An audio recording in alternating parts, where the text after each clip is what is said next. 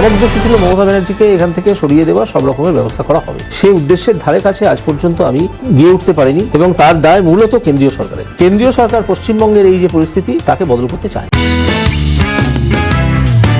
বিজেপির অস্বস্তি বাড়িয়েছেন বিজেপি সাংসদ অভিজিৎ গঙ্গোপাধ্যায়। তিনি কি বলছেন, অর্থাৎ তার বিস্ফোরক দাবি, কেন্দ্রীয় সরকারের অবস্থা দেখে আমার মনে হয় না তারা রাজ্যের পরিস্থিতি বদল করতে চায়। কি বলেছেন শোনাবো, শুনুন।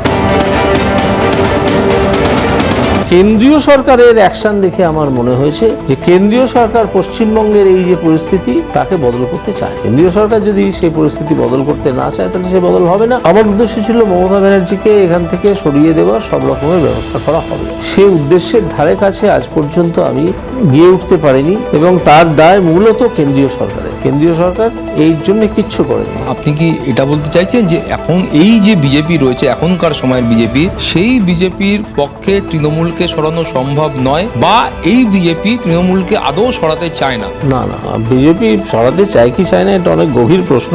সেই প্রশ্নে আজকেই যাব না, কিছুদিন বাদে হয়তো আমি যাব।